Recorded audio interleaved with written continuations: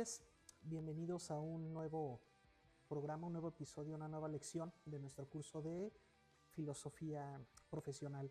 El día de hoy iniciamos una nueva etapa, un nuevo módulo.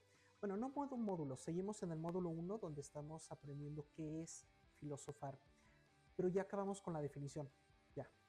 Si alguien nos preguntara qué es la filosofía, ya saben, es una reflexión crítica, sistemática y holística de temas generales y universales.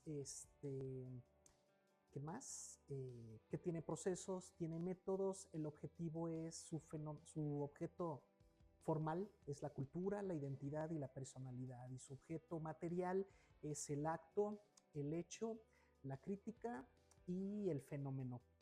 Por lo tanto, hay que diferenciar acto de fenómeno para reconocer el crisis.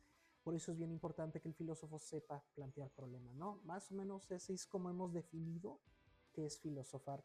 Pero hoy iniciamos una nueva parte. Luigi, bienvenido amigo Luis, bienvenido. Hoy iniciamos, repito, una nueva etapa del curso, del módulo 1, porque ya no vamos a definir a la filosofía. Eso ya quedó. Lo que vamos a hacer ahora es entrar al tema de las habilidades, ¿correcto? Vamos a hablar de cuáles son las habilidades que debemos de tener como filósofos profesionales, habilidades que tenemos que desarrollar si queremos hacer bien pues nuestro trabajo filosófico. Vamos a ver en los próximos tres elementos de este módulo, y con esto ya cerraríamos el módulo 1.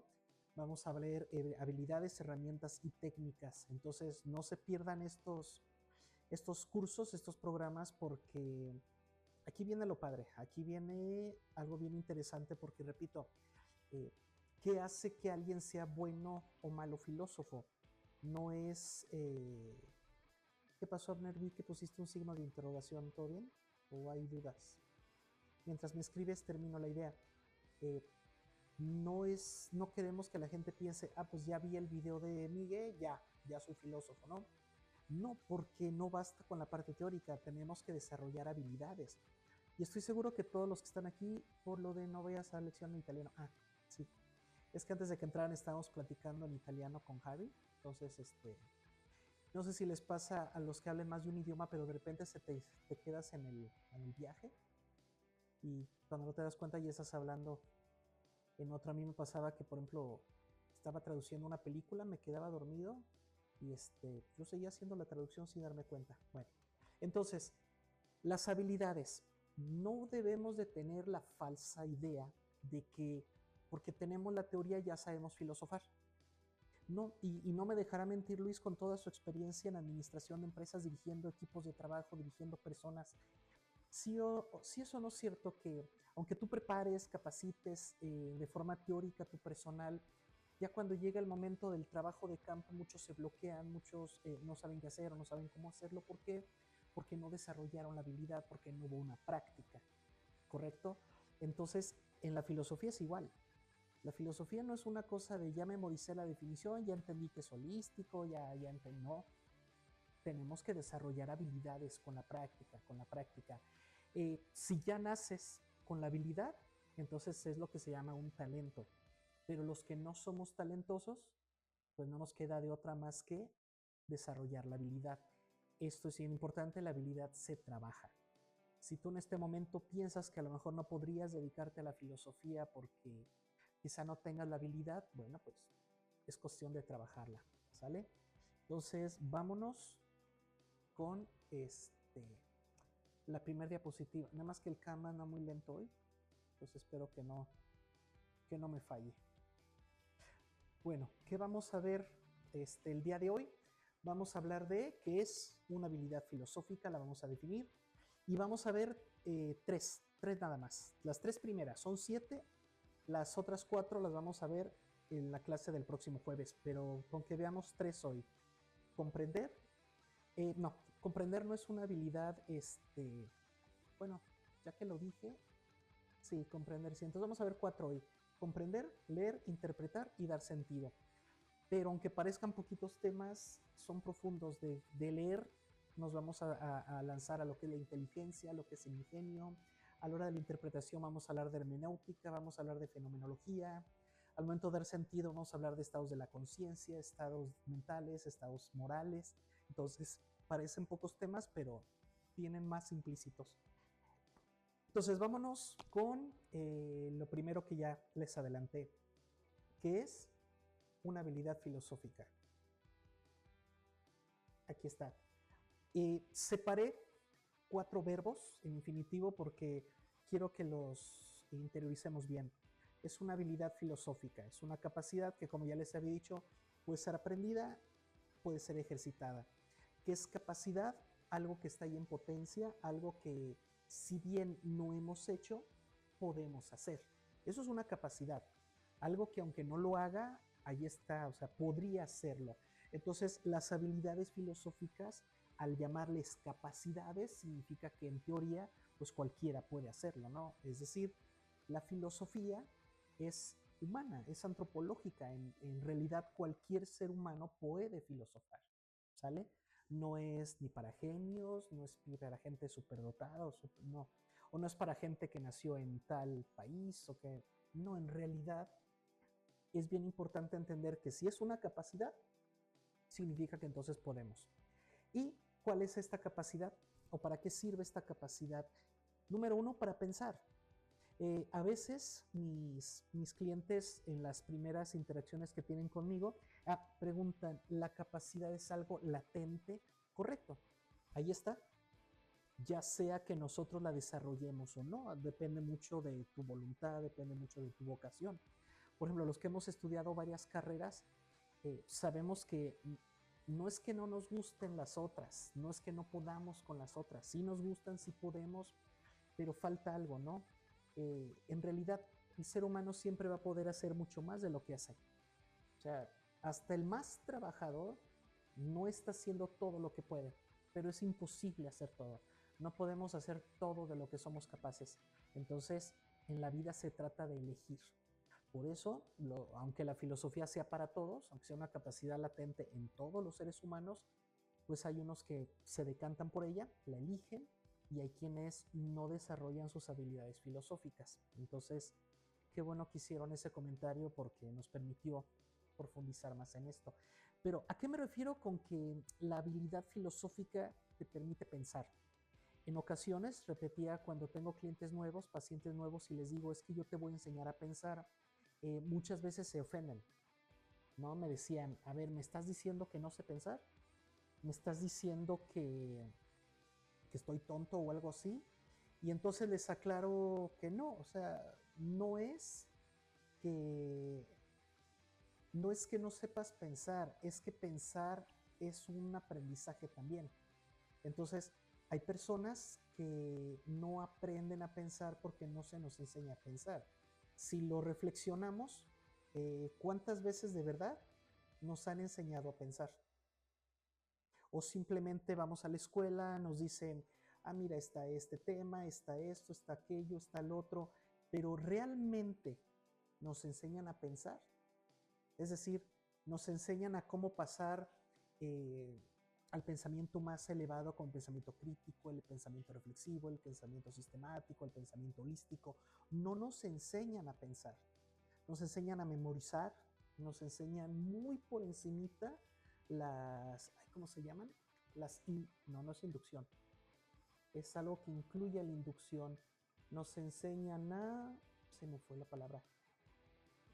Bueno, es una palabra que ahorita olvidé, pero que incluye inducción, abducción y deducción, ¿sale? A ver si ahorita recuerdo cómo se llama el término. No nos enseñan a pensar.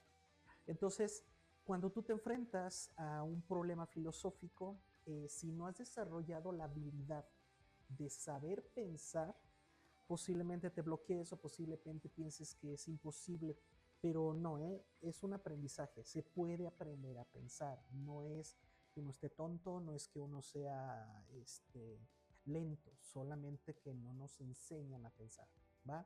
Y supongo que eso ha de ser en cualquier otra disciplina. Supongo que si yo entrara ahorita a estudiar administración de empresas, pero no se me enseña a pensar administrativamente, voy a sentir que me están hablando en chino.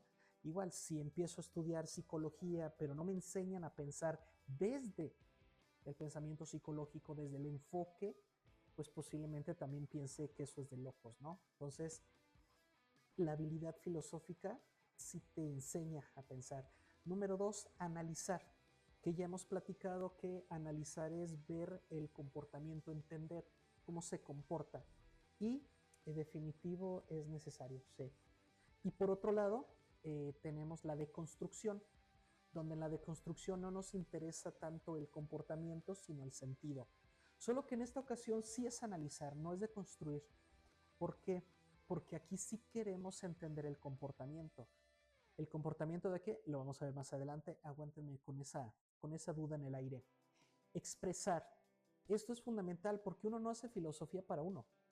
Uno tiene la obligación moral, profesional, de transmitir tu filosofía a alguien más. Y ahora gracias a las redes sociales, pues cada vez es más fácil hacerlo.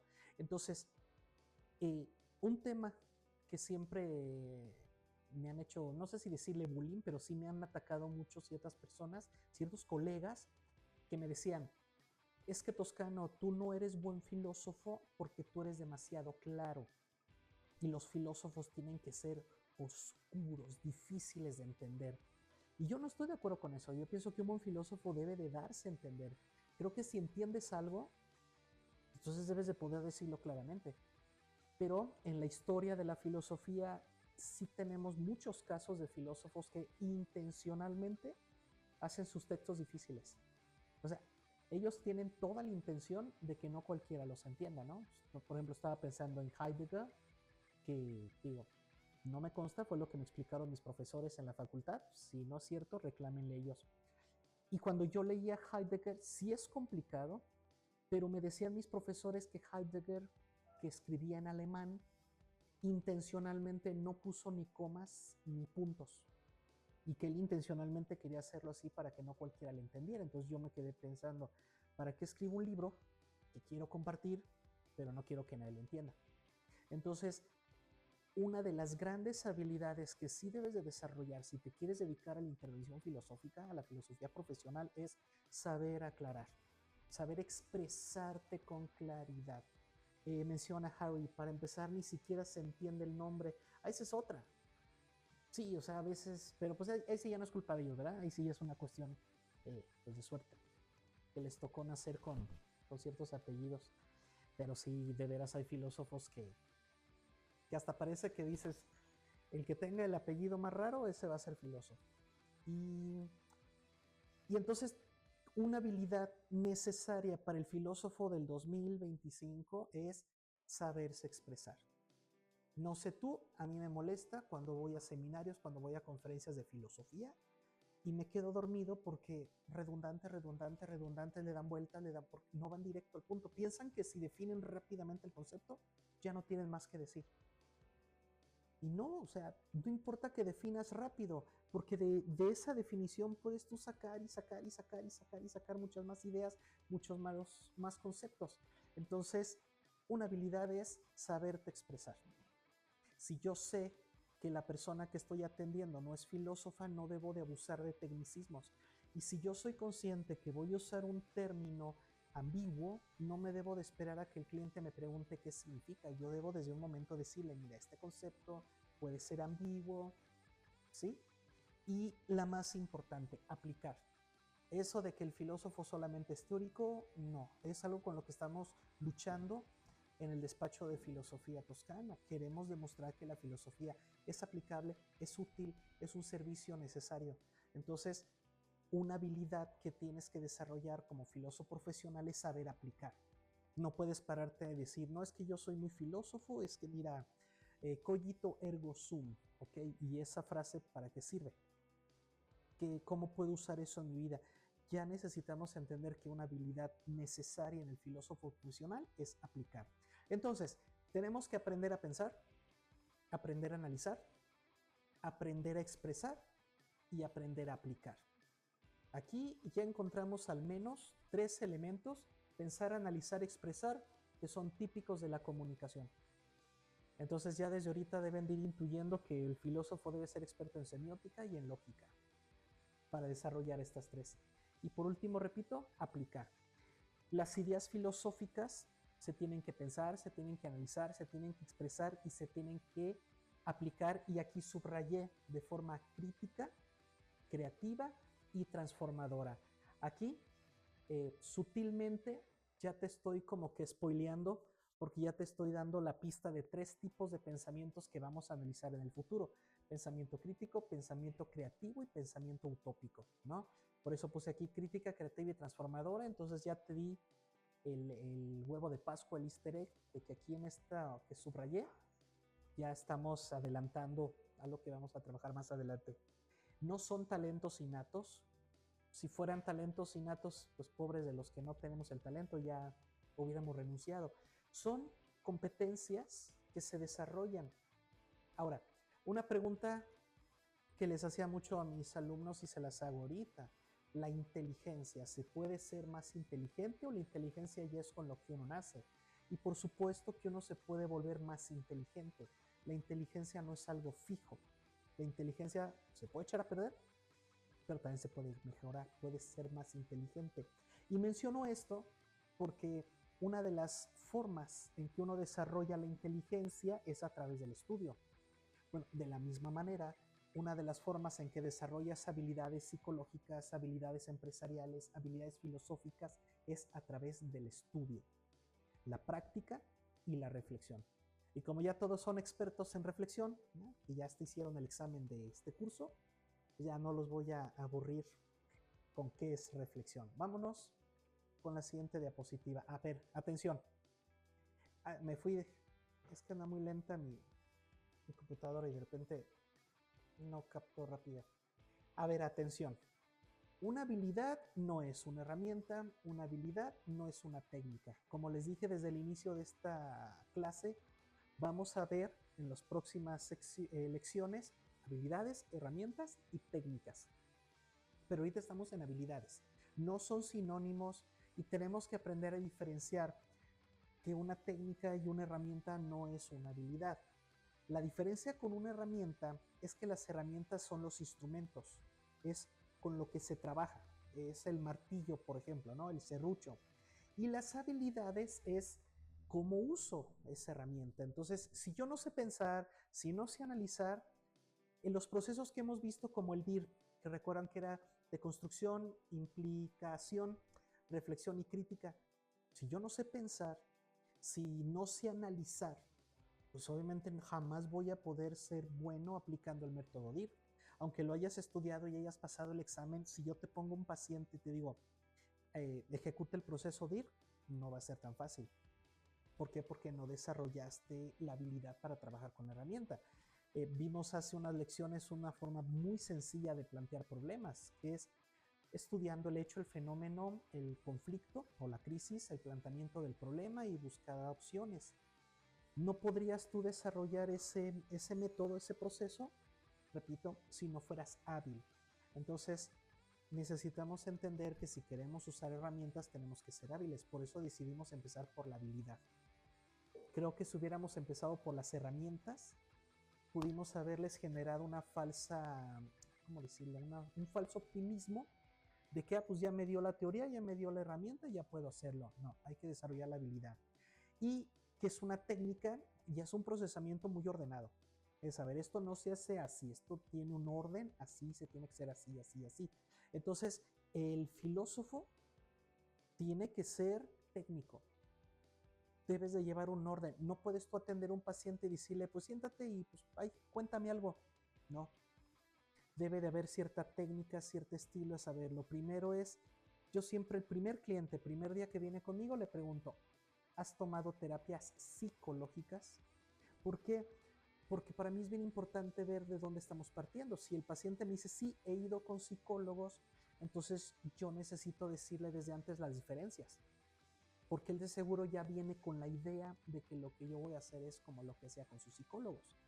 Y va a decir, ah, caray, nada que ver, entonces mejor me adelanto. Si me dice no, nunca he ido con un psicólogo, bueno, aunque de todos modos le tenga que explicar, ya no lo veo, ya no lo muestro como unas diferencias, lo muestro como algo. Entonces, una técnica es algo que ya está desarrollado, ya es un planeamiento, entonces se tiene que ejecutar. Pero si no tengo habilidad, entonces cuando se trate de la técnica, pues van a ser técnicas torpes y me voy a ver muy lento. Aunque sepa usar la herramienta, si no tengo una buena técnica, la voy a desarrollar pésimo. Entonces es importante esta separación de ideas y repito, en futuras lecciones vamos a ver ahora sí herramientas filosóficas y técnicas filosóficas, ¿vale? Y cuando las veamos, recuerden, tenemos que volvernos hábiles en ellas. Entonces, ¿qué es comprender? Ya hemos platicado en nuestros cursos que el hecho se entiende y el fenómeno se comprende. ¿Qué es comprender y qué es entender?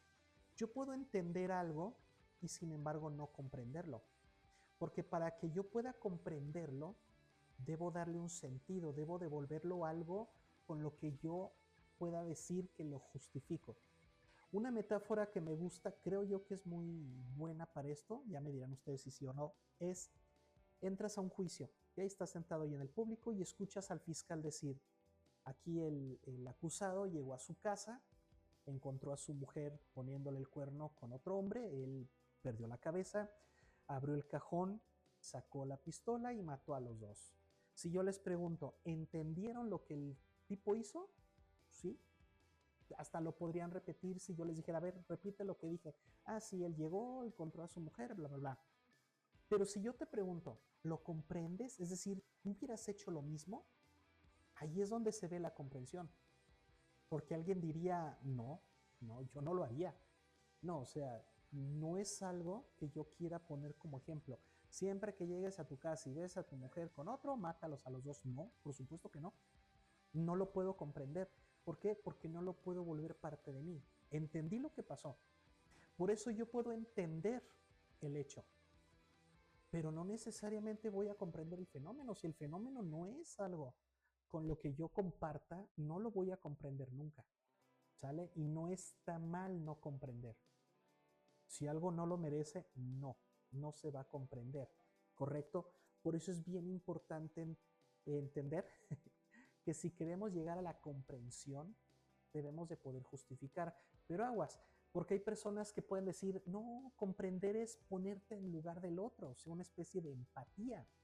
Pero eso es falso, porque si yo genero esa empatía, pero sin entendimiento, sin una comprensión, entonces es una empatía sin criterio.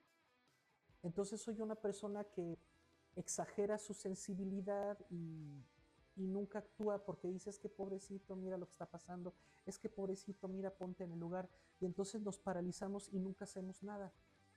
No podemos exagerar la empatía es peligrosa si no hay una comprensión. Ser empático no significa ser comprensivo. Si tú tienes una comprensión que fortalece tu empatía, genial, perfecto. Pero si solo eres empático porque hay pobrecito, porque es que mira, ponte en su lugar, sí, es que sí, pues imagínate llegar a su casa y ver a su mujer con otro, no, sí, sí. No podemos justificar esos actos. Pregunta Harry, ¿la comprensión solo aplica con los comportamientos humanos o se puede aplicar con los hechos naturales? No, si son hechos, no se comprenden. Recuerda, los hechos solo se entienden y todos los hechos naturales no vale la pena, mira, no perdamos el tiempo en comprender.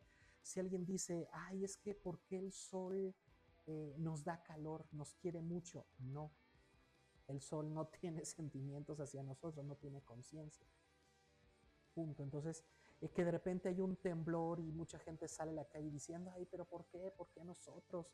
Eh, Perdón si lo voy a decir con mucho respeto, pero una frase muy común de los judíos y del judaísmo es ser el pueblo favorito de Dios. Y si revisamos la historia del pueblo judío, podemos ver cómo han sido víctimas de guerras, han sido conquistados, creo que primero por los egipcios, luego por los romanos y no sé después con quién más, pero es un pueblo que ha sufrido demasiado. Y tú dices, bueno, si es el pueblo favorito de Dios, pues ¿por qué les va tan mal? Porque no podemos decir que un hecho natural como un temblor, una lluvia, no es algo que debamos de interpretar. Entonces no podemos comprender los hechos naturales porque los hechos naturales no hay intención. Por eso, no. Ahí sí, no, Javi, casi siempre estoy de acuerdo contigo, pero en esta no. No, un hecho natural no se comprende. Se comprenden lo que hay, donde hay una conciencia detrás, donde hay una intencionalidad, donde hay una subjetividad, eso sí se puede llegar a comprender. Repito, comprender no es una empatía, porque el empático no juzga. El empático se pone en el lugar del otro sin juicio. Y eso es terrible, eso es muy peligroso. Entonces, comprender no es ponerte en el lugar del otro. Comprender es entender las razones del otro, juzgarlas, valorarlas y decir sí, estoy de acuerdo con lo que hizo, es lo correcto, es lo que debemos de predicar, ¿va? Las guerras se pueden comprender, sí, porque una guerra lleva detrás una intención. De hecho, yo no me dedico a la filosofía de la guerra, pero los que sí me han llegado a comentar cosas como, es curioso que en una guerra siempre los que iniciaron el pleito son los que nunca pelean. Siempre mandan a pelear a personas sin que estuvieran metidos en el pleito. Hay filósofos de la guerra que estudian el hecho de que toda guerra solo surge cuando se quiere algo del pueblo al que le estás declarando la guerra. Si el pueblo no tiene nada, esto recuerdo que lo trabajaron mucho los filósofos orientales de la guerra, que decían, no le declares la guerra a un pueblo que no te tiene nada que ofrecer. Así. No se trata de decir, mira, conquisté a 20 pueblos, pues sí, pero ninguno de esos pueblos tiene algo que ofrecerte. También hay otras teorías bélicas que dicen que cuando uno conquista, no debe de acabar con la cultura, sino de sincretizarla, ¿no? ¿Qué es lo que hacían los romanos? Los italianos lo que hacían era conquistaron Grecia y en lugar de acabar con la cultura griega, solo hicieron un sincretismo, le cambiaron los nombres a los dioses griegos por nombres más latinos y los mismos dioses del panteón griego se volvieron ahora los dioses del panteón romano, solo les cambiaron el nombre. Entonces, en fin, claro que la guerra sí se puede comprender. Pregunta Abner, ¿la comprensión es para todos? Sí, porque como dijimos es una habilidad. O sea, yo debo de desarrollar la habilidad de comprender. Comprender no es algo que va a ocurrir por una sensibilidad, no va a ocurrir por inspiración, no. La comprensión se tiene que trabajar. ¿Por qué? Porque, repito, si no trabajamos la comprensión, solo estamos siendo empáticos. ¿Qué cosas limitan a la comprensión? El no entender, el no interpretar, dar sentido.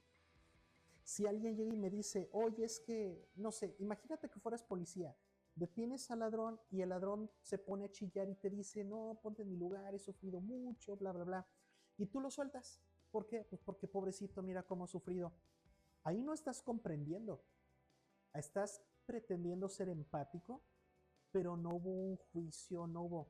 Aquí, por ejemplo, nos ayuda muchísimo nuestro amigo filósofo alemán Manuel Kant, que tiene un criterio imperativo categórico que dice, eh, antes de actuar, reflexiona lo siguiente, obra de tal manera que tu acto se torne en ley general y universal para toda situación, para todo momento.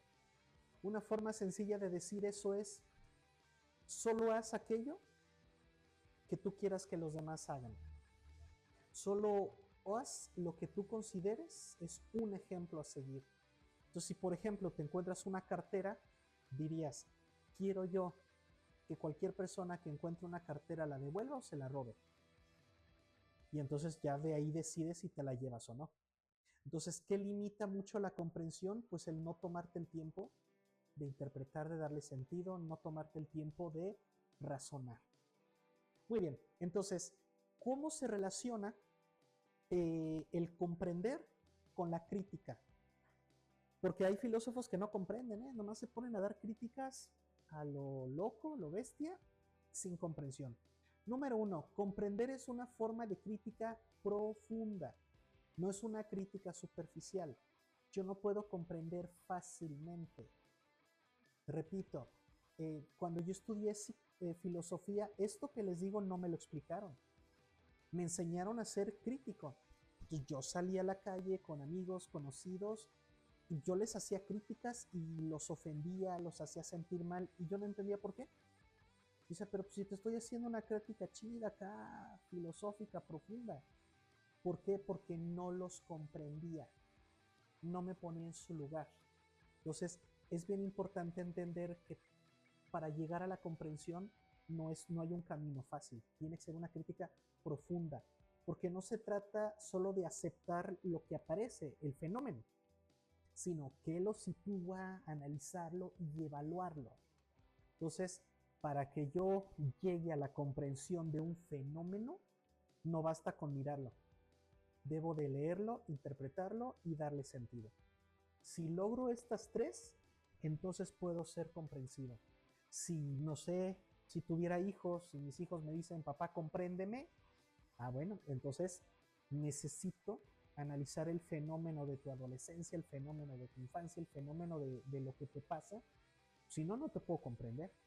¿Va? Bueno, si tienen más dudas, me ayudan. Aquí pregunta Harry. Hacer una crítica sin comprender será como el que ayuda al que no quiere ser ayudado. Sí, era lo que me pasaba. Yo por andar de metiche, por andar de queriendo quedar bien, sale a peor. Por eso abrí el despacho de filosofía, porque es una forma de decir, en lugar de salir al mundo a pretender salvar el mundo, que no me pidió ser salvado, mejor abro un despacho y el que quiera venir, va, aquí lo atiendo. El paciente que entra a mi despacho es porque obviamente está deseando, está pidiendo la ayuda. Si no, no me meto. Yo voy por la calle, observo ciertos fenómenos que considero no valiosos, no me meto. Porque sé lo que va a pasar, ni me van a hacer caso y voy a salir mal. Entonces mejor no. Así que sí, efectivamente, Harry, es meterte donde nadie te llama. Sí. Número 2, crítica no es ataque. Eso es lo que yo tardé en entender. Yo hacía, por eso me quedé muchas veces sin amigos. Me invitaban a un café y salían los pobres con unas crisis existenciales que me pidieron. Y salían con unas críticas impresionantes. Entonces, ya con el tiempo aprendí que cuando tú haces una crítica, la gente se siente atacada. Entonces, por eso es bien importante entender que criticar no es atacar. Pero eso le tienes que decir al paciente, y mira, voy a hacer una crítica, pero no te lo tomes a mal, no te estoy juzgando, no te estoy atacando, ¿va? Entonces, para evitar que la persona, porque mis pacientes, ninguno me dice me estás atacando, ¿por qué? Porque cuando yo hago con ellos el trabajo de la crítica, lo hago con fundamentos. Cuando yo fundamento mi crítica, ellos no se lo toman a mal. No se lo toman a ataque porque lo estoy fundamentando. Si yo solamente criticara sin fundamentar, pues obviamente dirían, pues este cuate, ¿qué le pasa, no? Para juzgar, necesito comprender. Por eso antes de decir esto está bien o esto mal, porque algo que también, si te vuelves filósofo, es algo muy común que te pregunten. Los filósofos siempre andan diciendo lo bueno y lo malo, lo que debemos hacer y lo que no. ¿Quién demonios les ha dicho que ellos saben lo que es bueno y lo que es malo? Bueno, pues porque el filósofo, para poder comprender el bien y comprender el mal, necesita juzgarlos. O para juzgar un acto de bueno o malo, necesita primero haberlo comprendido. No puedo juzgar sin comprender, no puedo comprender si no va a haber un juicio. Y por último, para comprender necesito entender. No me puedo brincar el hecho. Por eso hemos platicado mucho sobre diferenciar el hecho del fenómeno.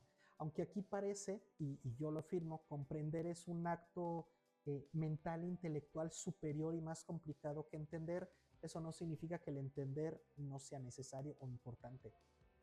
Primero debo de entender qué pasó. ¿Qué ocurre cuando yo intento comprender algo sin entender lo que pasó? Me van a estar diciendo a cada rato, es que no sabes lo que pasó. Y yo, no, pero es que mira el concepto de bondad, dice esto y esto. Y me van a volver a decir, sí, pues, pero es que no estás entendiendo lo que pasó. Por eso, antes de comprender algo, antes de juzgar si algo estuvo bien, si algo estuvo mal, primero entiende qué pasó. Porque te vas a evitar muchos osos de que al rato te digan, ¿ya acabaste? Ya, bueno, mira, déjate explico lo que no me dejaste. Te cuentan lo que pasó y entonces dices, ay, mira, y yo haciendo comentarios nomás a lo loco. Sí, pasamos a lo que sigue. ¿Qué es leer? Aquí es padrísimo porque mucha gente cree que solo se leen las palabras, que solo se lee lo que está escrito. Pero leer, curiosamente, viene de un concepto más importante como la ley. Abner, nos comentas, muchos creen que, ahí coméntanos, que leer solo es memorizar. Ah, esa es la otra. Muchos creen que leer nada más es memorizar. Sí es cierto. Ay, perdón, mi gata. Entonces, ¿qué es leer? Leer viene de ley. Leyere se traduce como leer, pero también se traduce como una ley. ¿Por qué? Porque antes de que existiera la ley positiva, existe algo llamado la ley natural o el derecho natural. Es bien importante que nosotros sepamos que para muchos, incluidos nosotros, la naturaleza, el mundo, funciona a través de reglas, de leyes. Si ahorita, por ejemplo, aquí donde yo estoy está lloviendo, es porque se puede explicar la lluvia porque es un fenómeno natural. Bueno, no es un fenómeno, es un hecho natural la lluvia. Y llueve por ciertas reglas que, si no me equivoco, era condensación y ya se me olvidó. Pero los ciclos del agua, ¿no? Que nos enseñaron. Leer es interpretar, sí, Javi, leer es interpretar y para allá vamos. Por supuesto que sí. Entonces, cuando los primeros sabios, los primeros científicos decían, es que el mundo se lee, ellos hablaban de que el mundo tiene leyes. Por lo tanto, cuando tú dices que entendiste una ley natural es porque la leíste. Por eso es bien importante que entender que leer es conocer la ley, entender la ley. Claro, fue Sócrates el primero que creó la filosofía al decir, sí puedes, pero el ser humano no es un hecho natural. De hecho, el ser humano es el único animal que le lleva la contraria a la naturaleza. Si la naturaleza dice, aquí voy a poner un bosque, el humano dice, pues aquí pongo mi ciudad. No, aquí voy a provocar un terremoto y tumbarlo todo, el humano dice, pues aquí reconstruyo, ¿no? Si manda una enfermedad, el ser humano manda la vacuna. El ser humano le lleva la contra la naturaleza. Por eso, el ser humano se tiene que interpretar, se tiene que leer. Pero la pregunta filosófica es, ¿cuáles son las leyes del humano? Y esto es, bueno, no sé ustedes, pero a mí cuando lo estudié me impactó porque sí es cierto, el ser humano no se comporta como los otros animales. El ser humano es el único animal que puede crear su propio comportamiento, así, radical. Entonces, leer es un acto de sentido. Yo tengo que entender lo que estoy leyendo, tengo que darle un sentido. Ay, aquí lo repetí, discúlpenme, solo que lo repetí con mayúsculas. Una disculpa, andaba muy lento el Canva. Pero vámonos con el 3. Leer no solo acto intelectual, sino también existencial. Es decir, cuando yo leo, hay algo de mí en lo que estoy leyendo. Por eso románticamente dicen que cuando tú publicas un libro, el libro ya no te pertenece a ti, ya no es tuyo. Porque cuando alguien lo lea, lo va a interpretar desde su mundo, desde su perspectiva. Y no lo puedes corregir. Lo mismo pasa con la música. Si tú le preguntas a un cantautor, oye, ¿qué quisiste decir con tu música? ¿Qué importa lo que él haya querido decir? Al momento que la escuché, al momento que la canté, al momento que la interpreté, yo ya le di mi versión. Y puede ser que la versión que yo le di sea distinta a la versión que originalmente tenía el cantautor. Y no porque sea diferente quiere decir que yo esté equivocado. No sé si me estoy explicando, pero hay mucho de tu existencia, de tu ser, cuando haces una lectura. O como dicen los psicoanalistas, ¿no? Y los psicólogos, te proyectas, nos proyectamos cuando leemos. Cuando leemos bien, cuando hacemos una buena lectura, nos estamos proyectando. Por eso para mí es muy complicado leer un libro de filosofía, porque en cuanto empiezo, mi mente empieza a trabajar y empiezo a querer escribir mi versión. Por eso muchas veces no termino el libro, porque ya estoy yo pensando en mi versión, en mi interpretación. Leemos para entender, sí, pero también para posicionarnos. Cuando yo leo algo digo, ok, ¿cuál va a ser mi postura? Para cuestionar, bueno, pero estoy de acuerdo con lo que dice, para resistir, para decir, o bien, esto que acabo de leer me fortalece, o esto que acabo de leer no lo acepto y no lo voy a, no va conmigo. Y por supuesto que leer nos transforma. Por eso leer es algo existencial. Por eso leer nos cambia, nos transforma. Leer es algo muy profundo y muy importante. Y repito, no solo se leen las palabras, se lee todo aquello que obedezca a cierta ley, a cierta regla. Todo aquello que tenga detrás una relación causal se puede leer. Se puede leer un rostro, se puede leer un árbol, se puede leer el cielo. Todo aquello que tenga detrás de sí una relación causal se puede leer, ¿vale? Entonces, cuando tú eres filósofo, tienes que leer a tus pacientes, leer a tus clientes. Ok, ¿cuál es la herramienta de lectura? Hay una filosofía dedicada únicamente a leer. Ya les he comentado en otras ocasiones, para cada pregunta filosófica surge una filosofía nueva, una rama de la filosofía. Entonces, a la pregunta de cómo interpretar o qué es la interpretación, surgió la hermenéutica. ¿Ok? La hermenéutica no la voy a ver a profundidad porque lo vamos a ver más adelante en herramientas. La hermenéutica es la rama de la filosofía que estudia la interpretación. Aquí les puse que originalmente interpretaba textos, símbolos y realidades humanas. Esto se volvió muy famoso en Francia por ahí de los 90 con Michel Foucault, con su libro Hermoso. Si un día lo pueden conseguir en digital o físico, La hermenéutica del sujeto es un gran libro. Y es claro, o sea, no es Michel Foucault nunca fue un filósofo oscuro, es muy claro, muy profundo, o sea, sí es complejo, pero no porque sea oscuro, es complejo porque toca temas complejos, pero es muy claro. Michel Foucault, la hermenéutica del sujeto. Y esa es la hermenéutica, es la rama de la filosofía que estudia la interpretación, cómo interpretamos, cómo valoramos una interpretación, cómo sé si mi interpretación es correcta o no, cómo puedo defenderla, cómo puedo argumentar. Todo lo que tenga que ver con interpretación es estudiado en la hermenéutica. Y repito, empezó como como textos, que antes se llamaba filología, pero ya cuando vieron que la hermenéutica iba mucho más allá que la filología, fue que la separaron.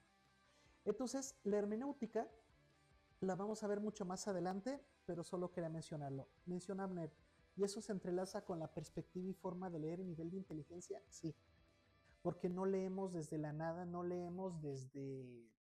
No somos robots, vaya. Leemos desde lo que somos, leemos desde mi estado de ánimo, leemos desde cómo estoy, cómo me siento. Por eso cuando tú lees, por ejemplo, un paciente, imagínate que eres un filósofo que sufrió una infidelidad de tu pareja y de repente tienes una paciente mujer que te recuerda mucho a tu pareja y entonces tú la lees desde tu dolor. Eso hay que evitarlo. Es cierto, leemos desde lo que somos, sí, pero tenemos que tener mucho cuidado al leer, porque si no, la interpretación va a ser equivocada. No podemos... Algo que ocurre, mira, algo muy común, ves pasar a una muchacha que te gusta y yo he escuchado frases como, es que mira, está hermosa, la amo, va a ser la mujer de mis hijos. Y tú como filósofo te quedas pensando, pero pues ni la conoce, o sea, solo la vio pasar y solo porque le gustó ya afirma que se va a casar con ella. ¿Qué fue lo que esta persona hizo? Una interpretación muy superficial. Entonces, Siebner efectivamente tiene mucho que ver con nivel de inteligencia. Por eso les decía, mientras más estudias, mejor interpretas. Por supuesto que sí. Vámonos con lo que sigue. ¿Qué es la inteligencia? Miren, este es un tema que muchos no quieren tocar, porque para mucha gente la inteligencia es motivo de burla o es motivo de superioridad, ¿no? Como, ay, mira qué inteligente es porque sacó dieces, ¿no? A ver, la inteligencia no tiene nada que ver con calificaciones y tampoco tiene nada que ver con el IQ, ¿no? Porque incluso el análisis numérico del IQ tampoco es ciencia, ¿ok? Entonces, ¿qué es la inteligencia? Es sencillo, es ver lo que los demás no ven, pero partes de la intuición. Es cuando tú sospechas que hay algo más. Imagínate que estás en tu cuarto, que el mundo fuera un cuarto, con 4 paredes, techo, piso. Y toda la gente vive en este cuarto pensando que ese cuarto es la única realidad que existe. Pero tú eres inteligente y empiezas a decir, yo creo que debe de haber algo más. Yo creo que detrás de estas paredes debe de haber algo. Ahí es donde se empieza a notar la inteligencia. Como bien mencionaba Abner, inteligente no es el que memoriza, inteligente es el que puede ver más allá a partir de los datos que tiene. Cuando tú entiendes el hecho, pero no eres inteligente, te quedas con el puro hecho. Y dices, ah, pues pasó esto. Y pues no sé, eso pasó. Pero cuando desarrollas la inteligencia, entonces empiezas a ver que hay algo más en el hecho. Empiezas a ver el fenómeno. Pregunta Harry, ¿la inteligencia es lo que se conoce como visionario? No sé, no estoy muy familiarizado con el concepto visionario, te soy bien honesto, Harry. Me llevo de tarea estudiar el concepto. ¿Qué pasó, Abner? Dime. Ujú.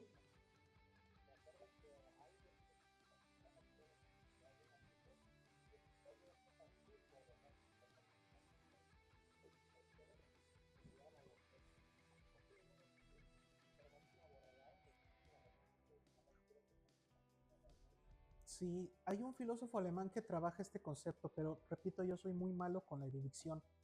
No sé si era Heidegger o Hegel.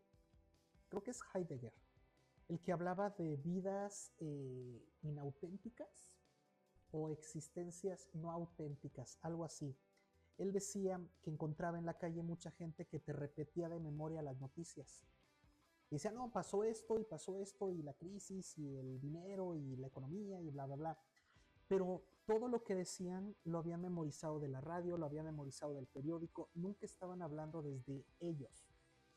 Entonces les faltaba inteligencia, porque solo repetían lo que los demás le decían.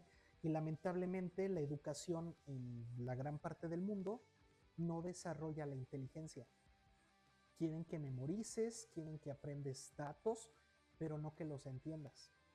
Entonces, por eso de repente alguien como Steve Jobs, ¿no? Think outside the box, que piensan más allá de la caja, lo que hacen es mostrar su inteligencia. Una persona es inteligente no por lo que sabe, sino por lo que intuye, sino porque dices que aquí tiene que haber algo más. Esto no puede ser lo único. Aquí tiene que haber algo. Hay personas que van a ver una película y no vieron más. Y de repente dices, pero no viste esto, no viste cuando este toma de cámara, los colores que usó, por qué él tomó la toma desde aquí, no desde acá.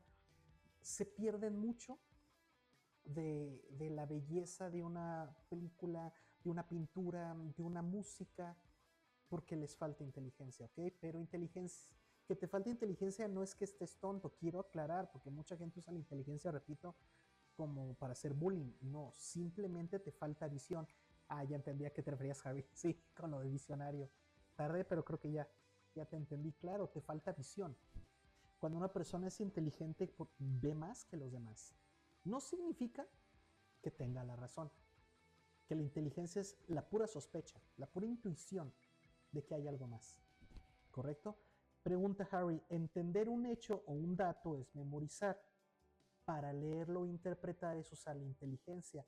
Sí, por eso yo quise mencionar que la inteligencia, al menos en filosofía profesional, la inteligencia no la vemos como la capacidad de memorizar. Es más, ni siquiera hablamos de un cerebro en filosofía, hablamos de mente. Entonces, efectivamente, la inteligencia no es memorizar, no es saber. Para mí una persona no es inteligente porque sepa mucho. Para mí una persona es inteligente por lo que ve, que los demás no ven. Mientras más lejos llegue tu visión, más inteligente eres. A pesar de que muchos te van a decir, no es cierto, estás loco, ¿cómo crees? Ahí no hay nada, cállate, ¿cómo? Porque mucha gente ataca al inteligente, porque el inteligente dice, es que yo creo que debe de haber algo más, ¿no? Y hay gente que como no puede ver lo mismo, se enoja, se molesta. Por eso, para ser inteligente, pues hay que ser valiente. Eh, entonces, la inteligencia es la sospecha, es ver eso profundo, es ver algo más. Decía el primer filósofo ecologista, este Henry David Thoreau. Henry David Thoreau en el libro Walden hay una parte en la que dice, quiero vivir profundamente. Es una frase bien cortita, pero en ese quiero vivir de manera profunda nos está diciendo que quiere vivir de manera inteligente. Porque después dice, y no arrepentirme de no haber vivido. perdón, mi memoria es muy mala, ¿eh? Pero decía algo así como, quiero desechar todo lo que no sea esencial. ¿Qué es lo que nos está diciendo aquí Henry? A su manera nos está diciendo que él quiere vivir de manera inteligente. Quiere ver lo que sabe, desechar lo que no le sirve. Porque empieza diciendo, fui a los bosques deliberadamente porque quería ver si podía aprender lo que la vida tenía para mí y ver si era capaz de aprenderlo. Porque cuando tú vives en ciudad, no te permites ver más allá. Él se fue al lago Walden, donde su familia tenía una cabaña, y empezó a filosofar. Y él lo que quería era vivir de manera inteligente. ¿No? Yo no quiero vivir en la superficial, quiero vivir en la profundidad. Quiero ir al fondo, quiero chupar la médula de la vida. Eso es la inteligencia, ¿ok? Y se expresa de dos formas muy básicas. Está la intuición, que es una capacidad, pero también está la perspicacia, que es la claridad mental.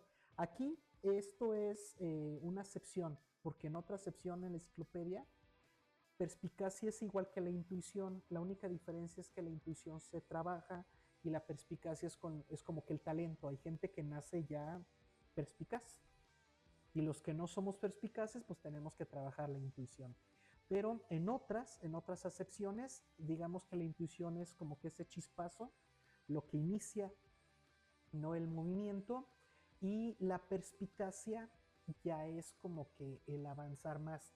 Por eso gente como Sócrates, Nietzsche, Foucault, Descartes son conocidos como gente muy inteligente porque vieron lo que los demás no habían visto.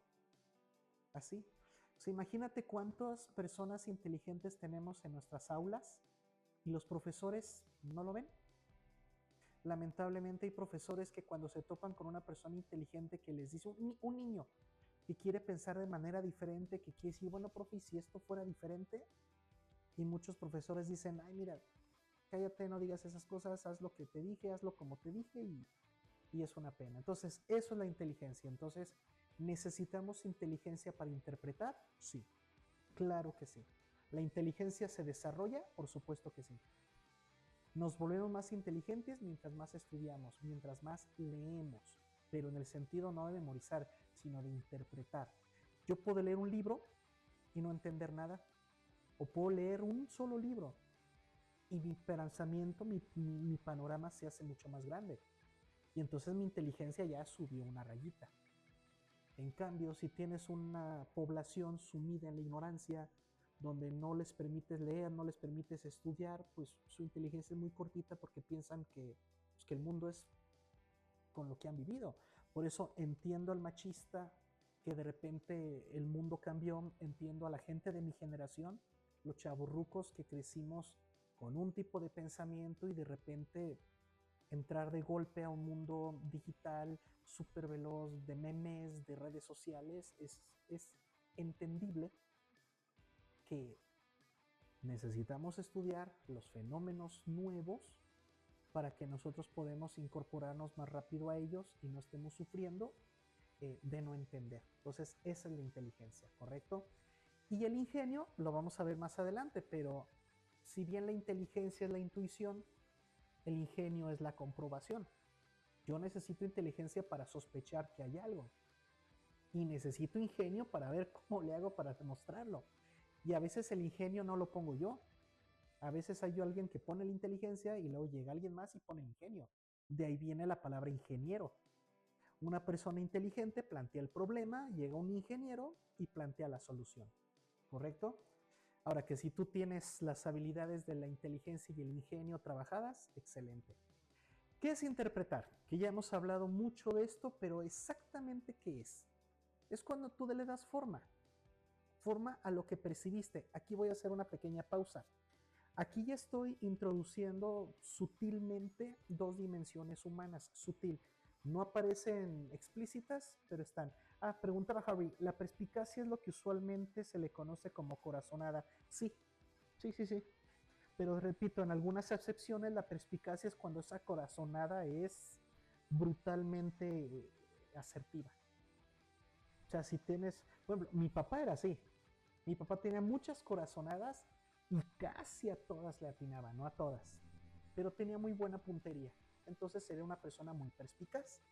Y él decía, es que yo sé mucho. Y se enojaba porque le decía, no, papá, tú no sabes, tú eres perspicaz. Y se enojaba, decía, claro que sé, tú qué sabes, mocoso. Pero hay mucha gente que dice, es que yo sabía lo que iba a pasar. No, no lo sabías. Pero tienes desarrollada tu perspicacia tanto que pues sí, le atinaste. Pero no lo sabías porque no se puede saber lo que no ha pasado. No se puede saber si no hay una ley que te permita predecirlo. Y cuando hablamos del comportamiento humano, olvídate. Entonces, decía aquí que íbamos a hablar de dos dimensiones, dimensión física y dimensión mental. La dimensión física es tu cuerpo y tu cuerpo, no me voy a meter mucho, solo es rapidito. El cuerpo percibe la realidad, nada más. Tú percibes la realidad a través de tus sentidos, ¿ok? Tú percibes. Pero la mente, la mente entiende, la mente comprende. Entonces, yo percibo algo, leí un libro, leí la lluvia, algo leí con mis ojos. Yo percibí algo, salí a la calle y algo pasó, lo percibí. Para interpretarlo, tengo que llevar eso que percibí con mis ojos, con mis oídos, con mis cinco, bueno, no cinco, con mis veintitantos sentidos, lo llevé a la mente. Es lo que se llama abstracción. Vi algo, percibí algo, lo abstraje y lo guardé en la mente. Eso es interpretar. Cuando tú solo eres una persona perceptible, percibes, pero no interpretas, tú dices, oye, allá afuera se están peleando. ¿Por qué? No sé. ¿Y qué opinas? Ay, pues gente loca. No hay interpretación porque no hiciste una abstracción. No le diste forma mental a lo que pasó, solo estás repitiendo lo que viste. No le diste forma mental. Porque eso que viste, tuviste que convertirlo en redoble, tuviste que convertirlo en concepto. Si no eres capaz de convertir lo que percibes en un concepto, no estás interpretando. No es. Si tú dices, es que un señor se cayó, iba corriendo, se resbaló y se cayó. Eso no es una interpretación porque estoy repitiendo lo que percibí. Si yo te preguntara, ok, ¿y cuáles son los conceptos que están implícitos en lo que me estás contando? Descuido, distracción, accidentes, falta de prevención de riesgos, todo lo que se te ocurra, ándale, ahora sí estamos interpretando. Por eso de repente como filósofo te va a pasar que en temas del amor, cuando ves a sujetos súper enamorados de la chica y le mandas flores y se le declara y le jura amor, y tú te quedas así como que esta persona estaría interpretando lo que la chica le hace sentir o solo se está dejando llevar por lo que siente, por lo que percibió. La chava le gusta, la chava le genera dopamina, la chica le resulta muy excitante a su imaginación, pero no está interpretando a la persona, solo se está dejando llevar por su percepción. Por favor, anótenme ahí en la cajita del chat si quedó claro esto, porque repito, el cuerpo percibe, pero no interpreta. La mente es la que interpreta. ¿Y cómo sé que hice una interpretación? ¿Porque repetí el hecho? No, sino porque abstraje el fenómeno. Vi lo que estaba ahí, lo convertí en concepto, lo llevé al nivel de la metáfora. Cuando yo tengo un paciente, el paciente me cuenta sus hechos, pero yo tengo que abstraerlo, lo que contó, lo que percibió, llevarlo a la filosofía, a ver en qué rama de la filosofía entra, en qué perspectiva filosófica, en qué sistema filosófico entra. Ah, aquí, ok, ya lo metí aquí, con qué conceptos se conecta. Ah, ok, con estos. Y entonces ya me toca a mí dar mi interpretación filosófica. Decirle, mira, de lo que me estás contando, yo creo. Miren, esta semana tuve un paciente nuevo que comenta, es que mi pareja me puso el cuerno, la perdoné, pero a los 3 meses la engañé, ella no supo y ya me corrió. Y hace 2 meses que me corrió y ya he tenido 5 novias distintas, ¿no? Y yo le pregunté, ¿tú crees que tuviste 5 chicas después porque ya la superaste? Y él dijo, claro, ahí está la prueba de que ya la superé porque ando con más. Y mi interpretación fue diferente. Mi interpretación fue al contrario. Andas con 5 porque estás dolido. Porque en mi interpretación no tiene sentido que si la chica que te engañó es el amor de tu vida, es la mujer con la que te casaste, es la madre de tus hijos, en 2 meses ya la cambiaste 5 veces. Obviamente, yo estoy viendo un fenómeno del dolor, lo cual implica que tienes una sensibilidad muy grande y que tú la engañaste por dolor, porque te sentiste herido, no porque realmente seas así. No sé si les sirva este ejemplo, pero es una forma de mostrarles cómo interpretar es pasar de lo percibido a lo conceptual. Es convertir algo que viste, una imagen, convertirla en concepto. Eso solo las personas inteligentes que saben interpretar lo hacen bien. Por eso cuando ves una película, aunque memorices la escena, si no eres capaz de interpretarla, de llevar la escena a un concepto, olvídalo. Umberto Eco, filósofo italiano, gran filósofo italiano, que lamentablemente ya falleció, una vez dijo él algo así. Él dijo, es que se puede conceptualizar la historia del... Todo se puede conceptualizar. Y la gente no le creía, entonces él dijo, ¿puedo yo escribir una novela con puro concepto? Y lo retaron. Entonces él escribió una novela que fue súper vendida, a la fecha se sigue vendiendo mucho, hasta se hizo una película de su novela. La novela es, bueno, en español El nombre de la rosa, en italiano El nome de la rosa, es muy parecido. Y cuando lo entrevistaron y le preguntaron, ¿usaste tu método? Él dijo, claro que sí, y no le creían.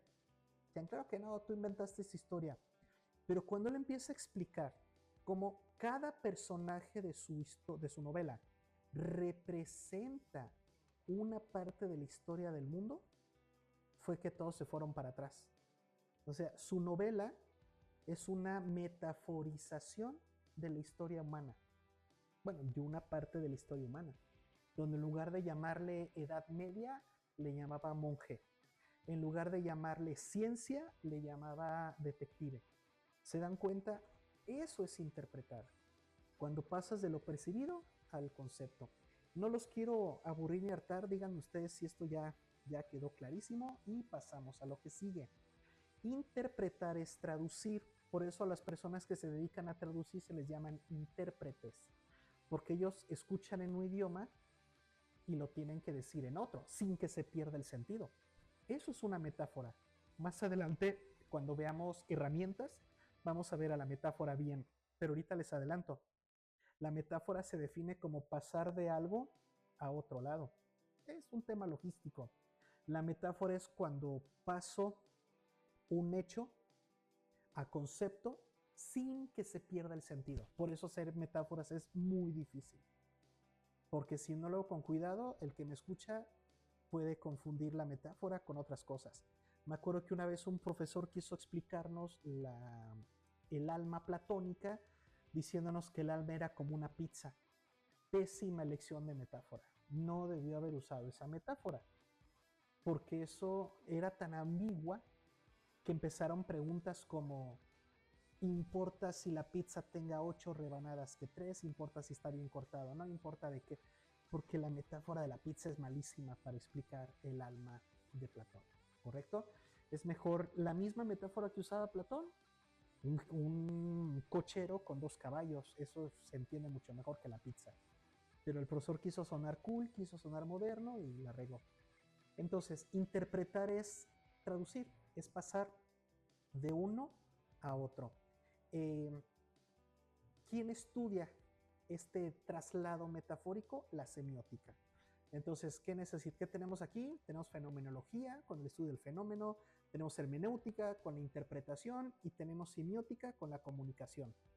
3 ramas de la filosofía están aquí implícitas que tenemos que trabajar.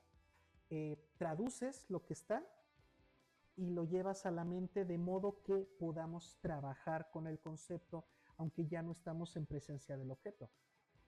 Yo ya no necesito el objeto, por eso se dice que el filósofo es el único que trabaja con el mundo sin ir al mundo. Yo puedo hablarles, por ejemplo, filosofía de un árbol y en mi vida haber plantado uno. Porque yo no trabajo con el objeto, trabajo con el concepto del objeto, ¿vale? Muchos me dicen que cómo puedo yo hacer filosofía de la paternidad si no tengo hijos. Es que yo no trabajo desde cómo percibe el mundo un papá. Yo trabajo desde el concepto papá. El concepto papá, el concepto padre, el concepto paternidad, que son tres distintos, ¿vale? No interpretamos lo que vemos. La interpretación es cómo lo vi. Como decían los estoicos, lo importante no es lo que me pasa, sino cómo lo veo, cómo lo vivo, cómo lo siento. Por eso la interpretación es fenoménica. La interpretación es un fenómeno, es ser consciente del fenómeno. Cuando yo digo, es que pasó esto y lo experimenté así, estoy explicando el fenómeno, es porque lo interpreté.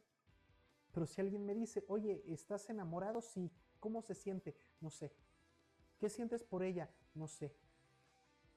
Pues entonces no has interpretado el fenómeno. Entonces lo más seguro es que ni sepas que tienes, capaz que son dolores de panza, ¿no? Y tú creyendo que son las maripositas. O sea, no.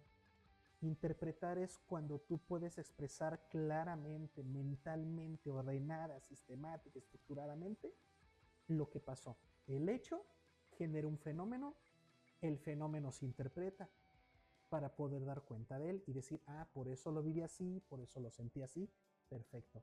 Entonces, el cómo vemos el mundo, el cómo vemos nuestra realidad, es una construcción cultural, emocional, histórica y personal.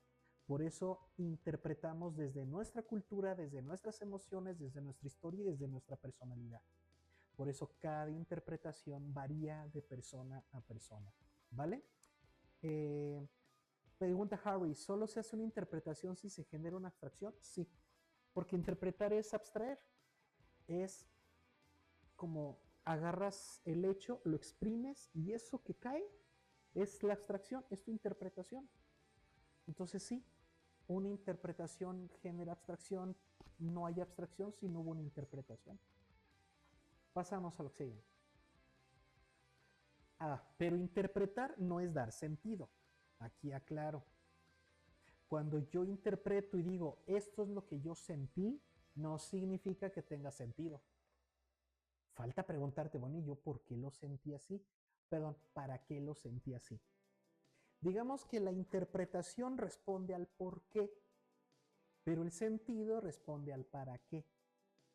Aquí te puse, interpretar es atribuir una posible estructura o significado según claves ya adquiridas, o sea, experiencia, cultura, personalidad, incluso la religión o incluso el lenguaje. Yo recuerdo que cuando quería explicar el concepto de la nada sartreana, me costaba trabajo. Porque cuando yo le platicaba a mis compañeros de la facultad, mire, es que la nada sartreana dice bla, bla, bla, me hacían unas preguntas muy buenas y yo no sabía en ese momento cómo responderlas sin hacerme bolas. Y curiosamente pude leer ese libro de Sartre, eh, Le Trolleniant, pero la pude leer en francés. Perdón, no, francés, en italiano, y se llama L'essere e il niente. El libro originalmente es francés, Le Trolleniant, pero yo lo leí la versión italiana, y L'essere e il niente. Y eso fue lo que me ayudó, porque en Italia existen dos nadas, la nula y el niente. Pero en español, pues como solo hay una nada, por eso me confundía. Entonces, cuando vi que el traductor del francés al italiano tradujo la nada como il niente, entonces entendí. ¿Por qué? Porque la nula es una nada absoluta. Es cuando, o sea, nada. Nada, nada de la nada. En cambio, el niente es una nada que puede ser llenada, como este vaso. En este vaso adentro hay una nada, un niente. ¿Por qué? Porque puede ser llenado de agua, refresco, café, jugo, agua, canicas, tierra. Se puede llenar, esta nada se puede llenar, ese es el niente.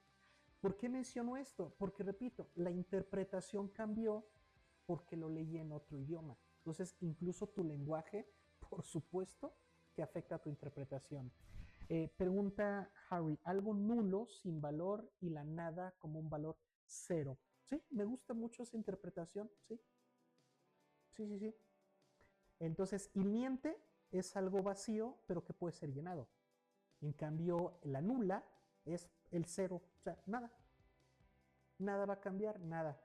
Y por eso Sartre decía que la vida no tenía sentido, que la vida estaba vacía, que el mundo, que el ser humano se movía en la nada. Pero él no hablaba de la nada nula, sino hablaba de la nada del niente. Bueno, es una nada que tú tienes que llenar de sentido, ¿vale? Dar sentido es valorar esa interpretación. Es decir, ya interpreté, pero no puedo yo lanzarme al mundo diciendo, oigan, ¿qué creen? Ya entendí el fenómeno que me ocurrió. Pero ¿cómo sé que ese fenómeno es virtuoso? ¿Estoy de acuerdo con ese fenómeno o lo quiero cambiar? Un ejemplo, en el ejemplo del tipo este que mató a su mujer porque le puso el cuerno, eh, yo puedo interpretar el fenómeno, decir, claro, porque perdió la cabeza, y hubo elementos psicológicos, traumáticos, un shock. Claro, o sea, estoy haciendo una interpretación porque estoy viendo más, estoy tratando de abstraer lo que pasó, convertirlo en concepto, pero no significa que tenga sentido lo que hizo. No porque ya lo interpreté, tiene sentido. Aguas. Interpretar no significa que ya tenga sentido. Interpretar es que ya entendí el fenómeno. Ok. Pero me falta algo para llegar a la comprensión. Ya lo entendí, pero todavía no llego a la comprensión. Me hace falta el sentido. Por eso la interpretación es lo que conecta el entendimiento con la comprensión. Entiendo, ya interpreté lo que entendí, pero para llegar a la comprensión necesito darle un sentido, darle un valor, justificar.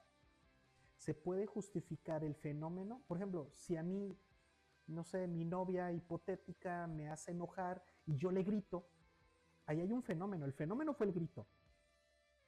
El hecho es, tengo esta pareja me dijo esto, fenómeno, exploté. Pero ahora yo me tengo que preguntar, ¿tiene sentido que yo haya explotado? ¿Mi enojo, mi explosión, se justifica? Obviamente no. Y esa es una de las grandes maravillas de la época en la que todos nosotros estamos viviendo. Antes, cualquiera te hubiera dicho, pues claro, tú explota, déjate, saca tus emociones. Pero vivimos en una época donde ya nos cuidamos de controlar, donde ya no es tan bien visto. Por ejemplo, darle nalgada al niño, maltratar a tu pareja. Hace años, sí, era como que, pues así es esto. Ahora ya no. Ahora es, no importa lo que te hizo, no la agredas. Eso es algo muy bueno de esta época. Entonces, necesitamos entender que para pasar a la comprensión, necesito interpretar y después buscarle el sentido, ¿correcto? Entonces, interpretar es el movimiento del pensamiento que organiza lo que percibió. Vi algo, escuché algo, me enteré de algo, percibí algo. A ver, déjame ordenarlo acá. Déjame abstraerlo, déjame sacar los conceptos claves, organizarlos. Es como hacer un mapeo. A ver, déjalo, lo reordeno en mi mente. Ya lo hice. Entonces ya no es el hecho tal como pasó, porque ya al momento que lo ordené en mi mente, ya lo interpreté. Ya no es el hecho como ocurrió, ya es como yo lo visualicé, como llegó a mi cabeza. Ahora falta ver si quiero quedarme con esa idea o quiero decir, no, esto no quiero que vuelva a pasar, esto no quiero que ocurra. Falta el sentido. Dar sentido es cuando nos comprometemos con la interpretación, cuando decimos, sí, ese fenómeno, esa interpretación me gusta, me agrada, es correcta, tiene sentido, entonces me comprometo. Por eso para mí es imposible pensar que haya un filósofo que se dedique a la ética y sea corrupto. Es como, brother, pues comprométete con tu filosofía.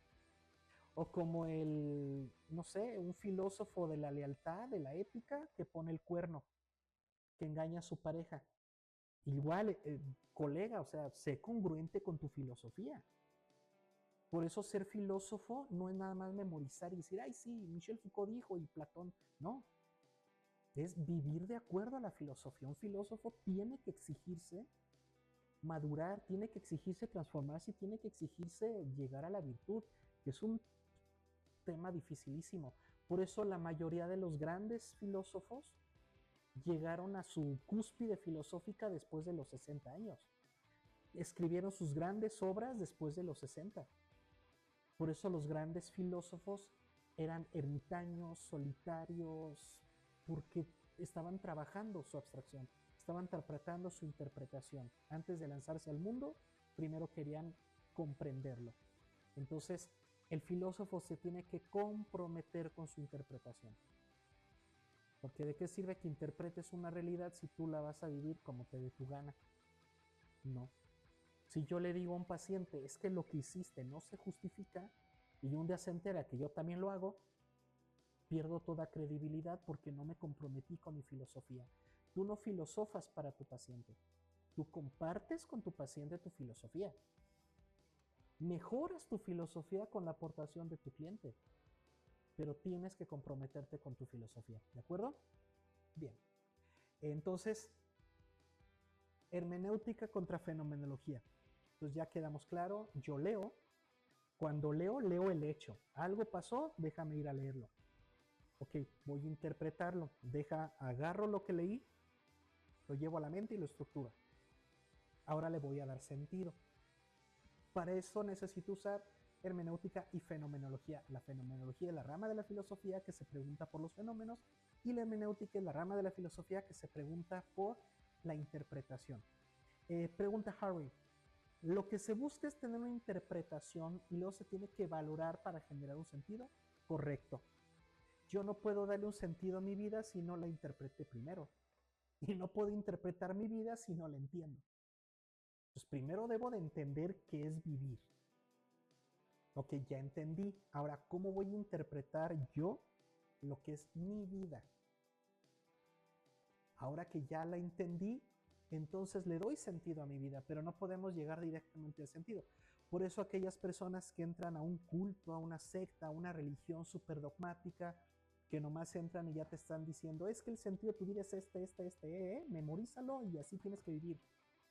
Por eso esas personas después se llegan a sentir atrapadas, porque nunca dieron una interpretación. Y si un día tienen una interpretación que choca con los dogmas, es cuando viene una crisis religiosa. Por eso, repito, lo que dice Harry es correcto. Para darle sentido a mi vida, tengo que haber una interpretación.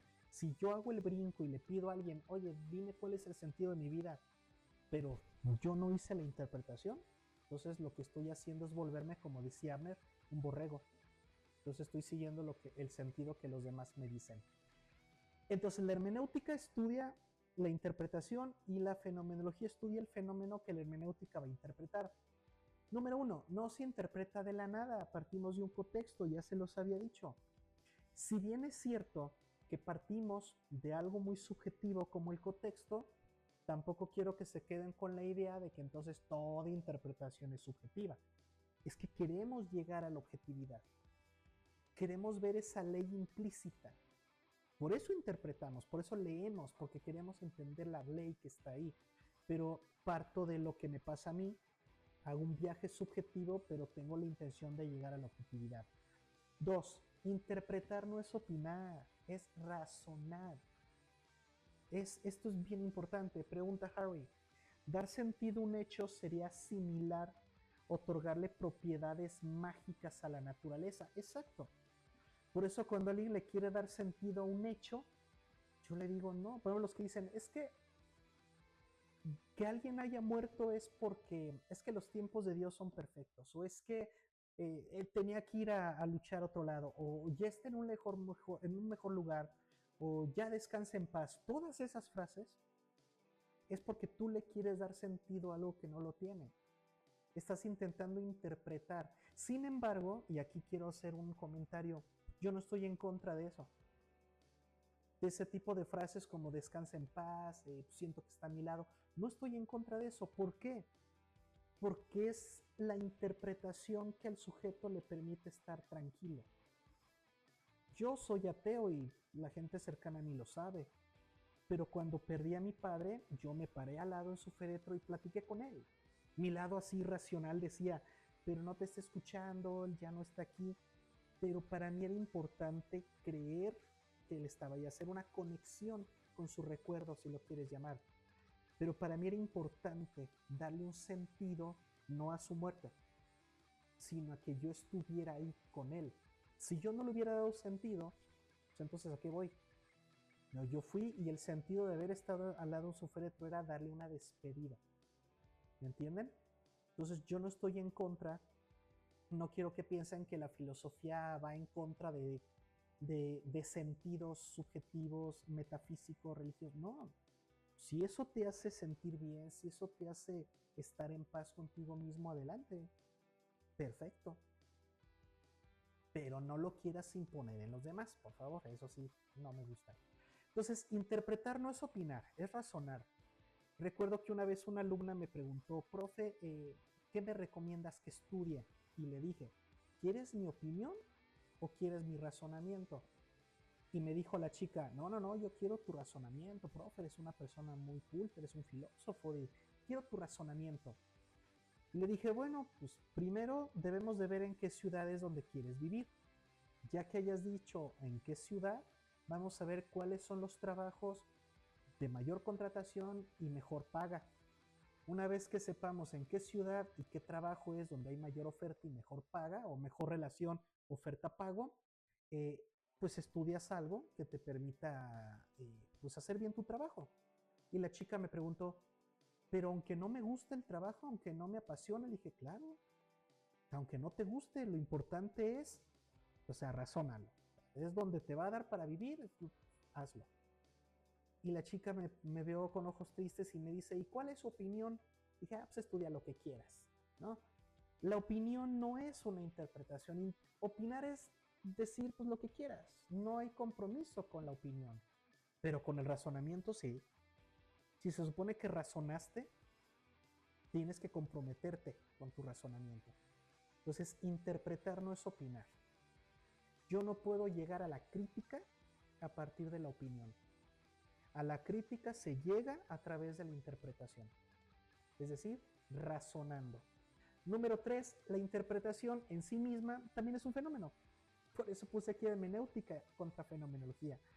Es que cuando yo interpreto, cuando digo ya interpreté, mira, ya hice una abstracción, pues esa abstracción es en sí misma otro fenómeno, ¿correcto?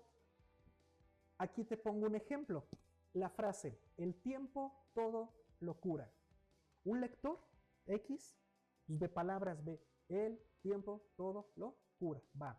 Un intérprete ve la metáfora.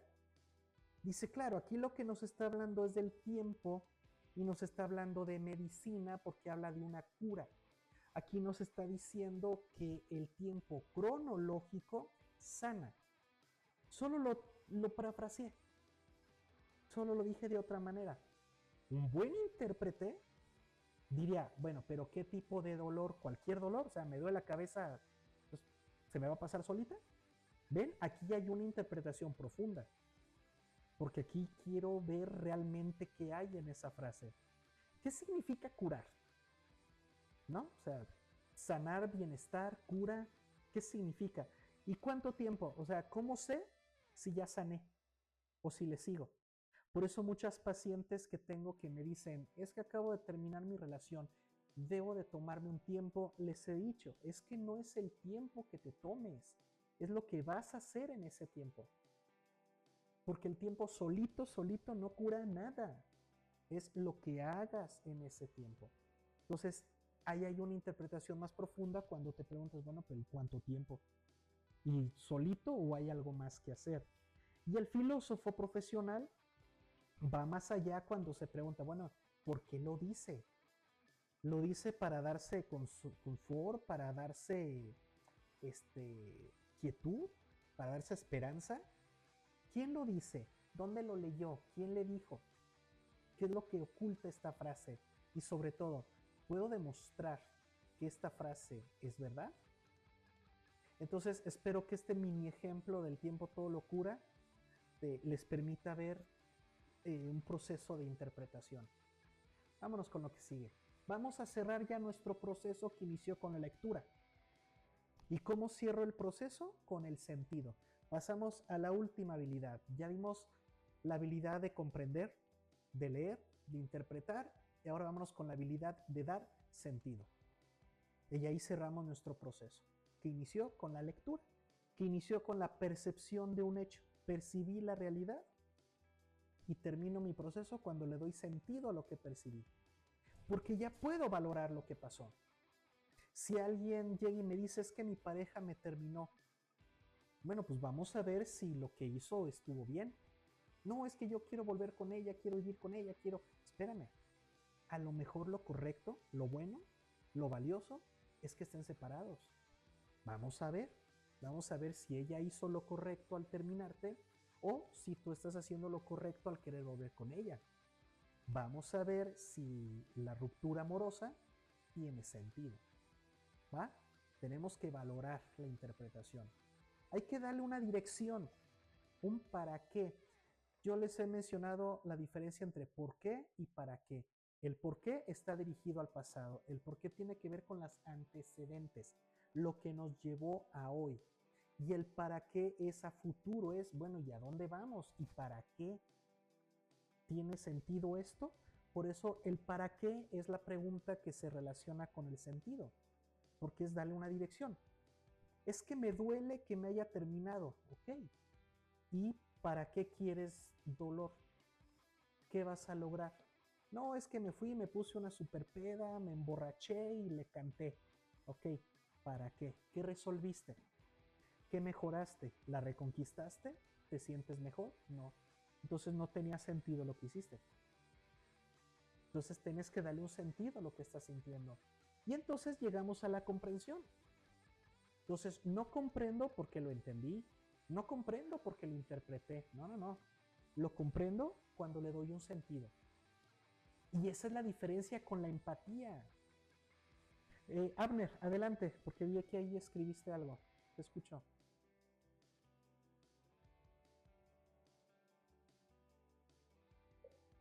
Ay, pero creo que te tengo... Ya, es que estabas fuera del... no te preocupes, dinos.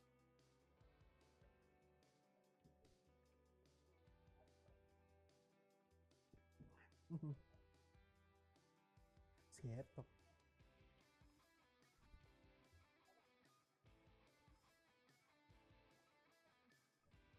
Ujú.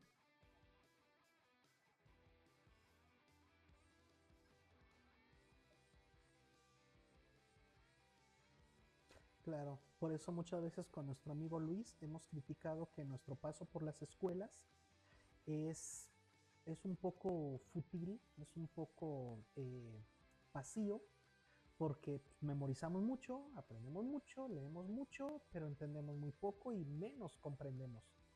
Y es una pena porque los que tienen la fortuna, porque realmente es una suerte, es una fortuna, los que tienen el privilegio de poder estudiar una carrera y no la comprenden, qué pena. Qué pena porque tuvieron ese privilegio y no lo supieron aprovechar. Entonces, repetía con lo de la empatía. No confundamos empatía con comprensión. Si a mí una chica me lastima, me rompe el corazón, me duele, me trata mal, o sea, se pasó de lanza, como decimos en México, y luego viene a decirme, perdóname, es que mira lo que pasó, o sea, sí te escucho, sí te entiendo, pero no voy a caer en una empatía. O sea, no voy a decir, ay, bueno, voy a perdonarte porque se ve que te dolió. No. ¿Y por qué no? Pues porque no tiene sentido lo que me hiciste, porque creo que no me lo merezco, creo que mi comportamiento no fue así. Mira, ya lo razoné, ya lo interpreté y ya comprendí que aunque no soy perfecto, no me merezco lo que tú me hiciste. Por lo tanto, como no tiene sentido lo que me hiciste, pues no, no te puedo comprender. En cambio, una persona empática diría, es que míralo, y esto de verdad pasa, y pasa mucho en las mujeres que perdonan a sus novios, a sus pésimos y tóxicos novios, porque después de que les pusieron el cuerno, después de que las violentaron, ahí andan llorando y prometiéndoles que van a cambiar, y pobrecitas les creen. ¿Por qué? Porque son muy empáticas, pero no comprensivas. Lamentablemente en el idioma español, la gente confunde empatía con comprensión y piensan que ser empático es comprender al otro. Y yo espero que quede claro en esta clase que no. La empatía sin comprensión es peligrosa, es muy peligrosa, porque es como querer resolver algo, perdonar algo, yéndonos a lo emocional, a lo sentimental, sí, a lo emocional. Y no sé ustedes qué piensen, yo respeto sus pensamientos, pero en el mío no puedes perdonar desde la emoción, tienes que perdonar desde la razón. Porque si perdonas desde la emoción, para mí es un chantaje emocional, así lo veo. ¿Quieres que te perdone? No hay problema. A ver, explícame qué pasó, explícame por qué lo hiciste. ¿Cuál fue el sentido? Hay ocasiones en que en la historia de la humanidad y en mi historia personal hay gente que me ha dicho, ¿sabes qué, Miguel? Perdóname lo que te hice, pero es que eras tú o era yo, o tenía que hacer esto, y cuando me explican digo yo, pues sí.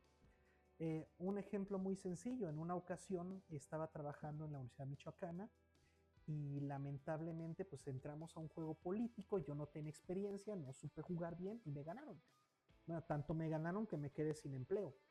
Entonces cuando me encontré al que fue mi director de la escuela meses más tarde y fui a saludarlo así muy muy contento yo, él se espantó, pensó que a lo mejor iba a golpearlo, iba a decirle, a ver, iba a enfrentarlo. Y le dije, pues es que espérame, o sea, tú me ganaste en el juego político porque eres más hábil que yo, me comiste.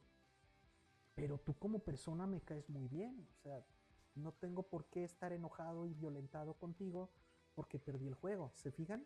Ahí yo no estaba perdonándolo desde la emoción, sino desde la razón. Pues es que pues, tú me ganaste, punto. Pregunta Abner, ¿cómo separas empatía, comprensión y lástima? No, y ya le agregaste lo de lástima, peor tantito. Si hacemos las cosas por lástima, peor. Peor porque estamos partiendo desde una manifestación de la culpa, que sería la lástima. Entonces, ¿cómo se separan? A través de la interpretación, amigo. Así de sencillo, Mer. Si sabes interpretar, jamás caerás en empatías vacías, ni caerás en lástima. ¿Por qué? Porque interpretaste, porque comprendiste. Eh, Cuando alguien pide limosna en la calle y te sientes culpable y vas y le das dinero, estás desde la lástima. ¿Por qué? O a lo mejor una empatía, es que pobrecito, mira lo que está pasando. Estás desde la empatía.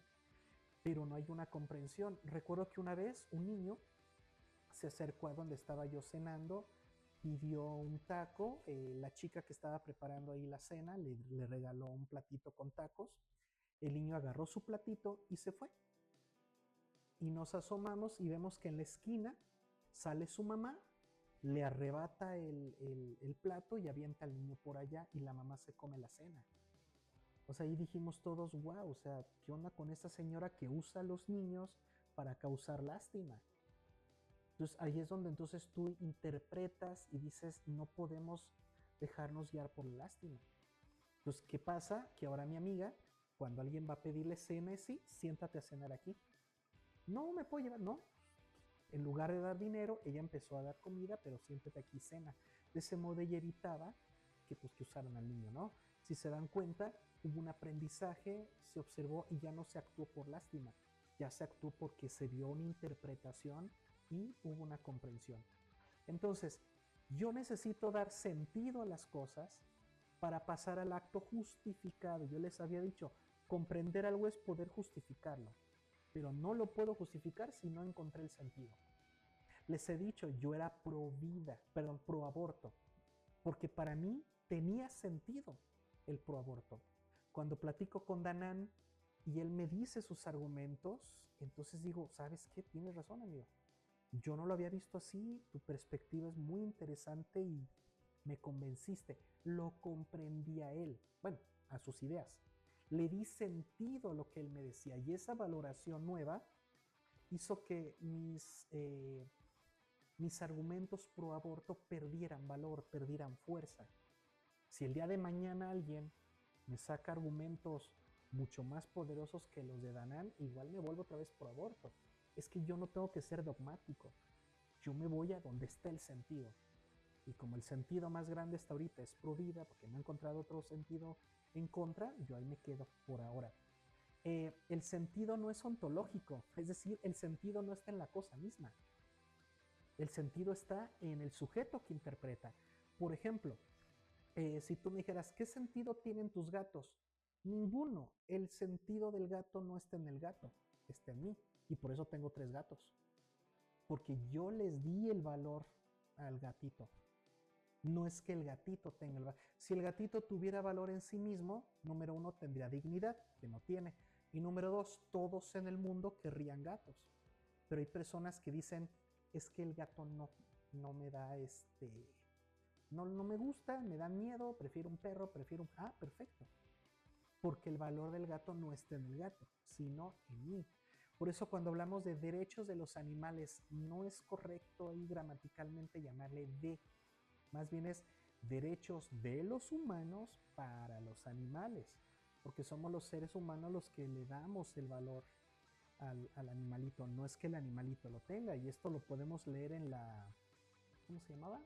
En la Fenomenología del Espíritu de Hegel, ¿no? Que es un libro así de choncho, pero básicamente la idea es esa, el ser humano, al ser el animal racional, al ser el único animal que puede hacer explícitos los fenómenos, tiene la obligación de cuidar el planeta y a todos los seres que no pueden razonar.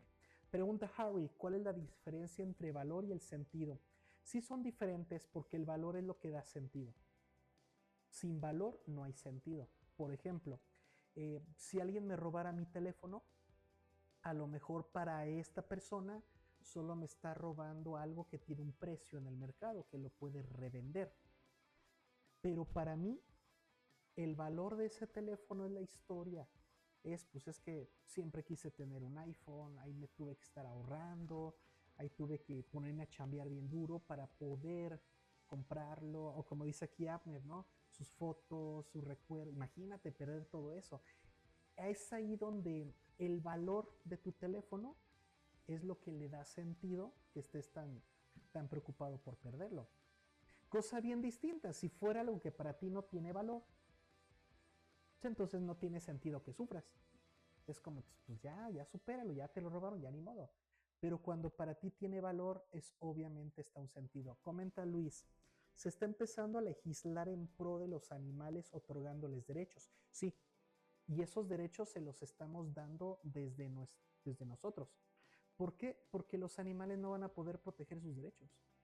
Si existen los derechos, por ejemplo, de perros, pero los humanos seguimos encadenando al perro a la azotea y olvidándonos de darle de comer y teniéndolo bajo el sol, ningún otro perro va a venir a poner la denuncia. Siempre va a ser un humano atacando y un humano defendiendo a los animales. Harry dice que repite su pregunta. ¿El valor es lo bueno, malo, correcto, incorrecto, adecuado, inadecuado? El valor es la parte buena, porque la parte mala es el sin valor. El valor es lo que te lleva a la virtud, mientras que el sin valor te lleva al vicio. Entonces, si yo quiero saber si este fenómeno que interpreté tiene el valor suficiente como para repetirlo, como para que se vuelva una ley, entonces tengo que darle sentido. Si al contrario digo, no, esto que hice, este fenómeno no debe repetirse. Es como el fenómeno del nazismo. Hay una lucha muy grande porque eso no vuelva a ocurrir. Y todavía hay ciertos grupos nazistas en el mundo, pero se lucha porque esto no vuelva a ocurrir. Ahí está un ejemplo de que no se valora en absoluto esa ideología. No se valora. Entonces se lucha fuertemente por combatirla, ¿no? No sé si respondí tu pregunta, Harry. Dice Abner, ya hay seguros para perros y funerales hechos para mascotas y se gana buen dinero, sí, pero repito, es el dueño el que le da el valor sentimental de, no, tiene que llevar su cajita, lo tenemos que incinerar, le tenemos que hacer una ceremonia y un ritual. Es el humano el que al final de cuentas le está asignando el valor a su mascota y no lo estamos juzgando como algo negativo, ¿eh? No. Lo que estamos diciendo es que el valor no está en el animalito, sino en el sujeto, cómo interpreta su relación con ese animalito. Harry pregunta, ¿ese valor es diferente al de las matemáticas donde existe un valor negativo? Qué bueno que mencionaste del valor negativo. Mira, haciendo una metáfora de los números racionales con esto que estamos mencionando, sí. Haciendo una metáfora, sí. Hay valores negativos, por supuesto que sí. Hace rato mencionaba lo de la empatía. donde dice Emil que no puede subir. Ahorita checo, ahorita atiendo a Eli. Entonces, lo que llamamos valor negativo es aquello que va en dirección opuesta al valor positivo. Entonces, estoy de acuerdo contigo. Hay personas que han impuesto fenómenos negativos como lo que se tiene que hacer, y eso es lo que llamaríamos un valor negativo, porque en lugar de avanzar nos han hecho retroceder. Efectivamente, para mí el medievo es un ejemplo de un valor negativo. El movimiento nazista es un valor negativo. La guerra que está ocurriendo ahorita en Medio Oriente es un valor negativo. Entonces, yo me atrevería a decir, Ari, que sí, matemática, haciendo esta metáfora con la matemática, sí hay valores negativos.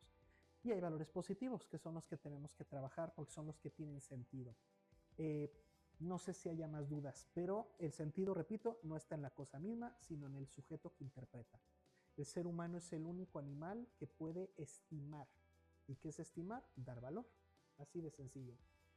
No sé si tenga alguna otra diapositiva o era la última. Sí, Kairos. ¿Qué es el Kairos? Lo vamos a ver más adelante, ahorita solo es un adelanto. Hay 3 tipos de tiempo en la filosofía. El Cronos, el Aion y el Kairos. Y el Kairos se traduce como el momento de la oportunidad. No de las opciones, de las oportunidades.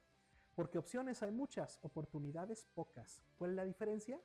Que la oportunidad es una opción que tiene beneficios. Harry pregunta, en ese caso el miedo sería un valor negativo mientras que la prudencia es el valor positivo. Correcto. Y cuando la prudencia se practica, se practica, se practica, se practica y se vuelve parte de ti, o sea, cuando comprendes la prudencia, se convierte en virtud, porque ya es un hábito constante. Muy bien, excelente aportación, Harry, muchas gracias. Entonces, ¿por qué menciono al Kairos? Porque cuando una persona sabe interpretar, detecta oportunidades. Cuando una persona no sabe interpretar, deja pasar oportunidades. Retomando lo que mencionas aquí, Javi, por miedos, por inseguridades, por malas experiencias, dejan pasar oportunidades porque no interpretaron bien lo que les pasó. Pues como no interpretaron bien, no se volvieron prudentes y el miedo, las inseguridades les están ganando todo el tiempo. Por eso el Kairos es el tiempo que desarrolla la gente inteligente, la gente que sabe interpretar la realidad dice, este es el momento para actuar o en este momento es mejor no hacer nada. Y por eso nos lleva a 2 conciencias. No está mal escrito, una tiene S, conciencia, y la otra no tiene S, nada más dice conciencia. ¿Cuál es la diferencia entre estos 2 términos? Que la conciencia con S es un estado mental. Es cuando yo me doy cuenta de lo que está ocurriendo, cuando soy consciente de mi entorno, ¿no? Cuando soy consciente del contexto, cuando leo el hecho, cuando percibo mi realidad. Y la conciencia es un estado moral o ético. Es como cuando decimos que tenemos nuestra conciencia tranquila. Entonces, para que yo pueda llegar a tener una conciencia tranquila, a poder dormir a gusto, relajado, cobijadito, con tu tranquilidad, necesitas primero haber hecho este paso de la conciencia de lo que pasó, la interpretación del fenómeno, la valoración de tu interpretación y darle un sentido y entonces puedes llegar a la conciencia. A decir, soy soy consciente de lo que pasó, llegué a la conciencia de su sentido y por eso me considero una persona que puede dormir tranquila. Para alcanzar la sofía, es decir, la sabiduría, debemos dar con el sentido. Con un sentido que nos genere conciencia tranquila. Que podamos decir, estamos orgullosos y satisfechos con la forma en que hemos vivido, el sentido que le hemos dado a nuestra vida, nos gusta, nos agrada, tenemos argumentos que justifican y aunque la mayoría de la gente, aunque la sociedad está en contra, aunque nos juzguen y nos critiquen, nosotros estamos fundamentados en la razón, por lo tanto nuestra conciencia está tranquila. Pregunta Harry, ¿es correcto decir que soy consciente de que tengo una conciencia tranquila? Sí, sí, porque hay personas que no se dan cuenta y hasta que no pierden la tranquilidad de su conciencia es cuando dicen, mira, yo también que estaba. Entonces sí, sí es correcto. Yo, por ejemplo, en este momento me pasa. Hace unos años, un primo Me dijo, es que Miguel, yo a tu edad ya tenía un Mercedes, a tu edad yo ya tenía éxito, a tu edad yo ya era empresario. Y yo dije, ah, pues sí, qué padre. La diferencia es que yo duermo con la conciencia bien tranquila y tú te andas escondiendo de medio mundo. O sea, sí, tienes razón, a lo mejor tú lograste más, pero mi conciencia está tranquila. Entonces, este es un ejemplo, Harry, de que sí, yo soy consciente de mi conciencia. Así que si queremos llegar a la filosofía, si queremos alcanzar, perdón, la sabiduría, tenemos que aprender a reconocer oportunidades. Y si quieres volverte un experto en oportunidades, vuélvete un experto en interpretación. Deja de ver el mundo con los ojos cerrados, deja de ver el mundo como lo ven los demás, deja de ver tu vida pasar. La vida no es algo que pasa. Tú te tienes que detener a percibir la realidad. Ya sé que voy a sonar muy hippie, pero ¿cuántas veces te has ido a disfrutar de un buen café, pero a disfrutar cada sorbo? A detenerte ahora que tenemos las lluvias, a disfrutar este olorcito a tierra mojada, este ruido de las gotas. Cuando hace mucho calor queremos que llueva y no disfrutamos el sol. Cuando está lloviendo nos quejamos de la lluvia y no disfrutamos el agua. O sea, nos estamos quejando de lo que tenemos porque no interpretamos, no nos detenemos a vivir. Por eso el filósofo es aquel que se detiene a percibir la realidad y a vivirla. ¿Y que es un filósofo profesional? Alguien que hace eso y al mismo tiempo genera ingresos, ¿no? Cobra honorarios por enseñar a la gente a hacer esto, ¿no? Muy bien. Y me parece que ahora sí era todo. Sí, eso es todo.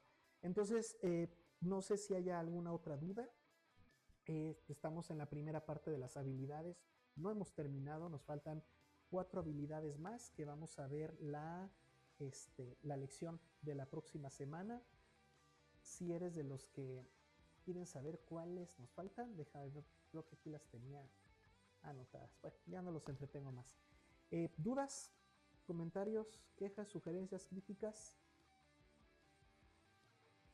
Sin dudas, perfecto. Entonces, los invito a que empiecen a trabajar esas habilidades, empiecen a interpretar su realidad. Lo que sea, que viste un comercial, interpreta el comercial. A ver, ¿qué me quiere dar a entender este comercial? ¿Escuchaste un chisme ahí en el trabajo, en el camión, en el bus? Interpreta, interpreta, interpreta. Deja de ver el mundo pasar y empieza a interpretar, interpretar, interpretar. Por mi parte sería todo. Como siempre, pues les agradezco mucho que se hayan conectado a estas horas de la noche y nos vemos la próxima semana. Por mi parte sería todo. Muchísimas gracias. Chao.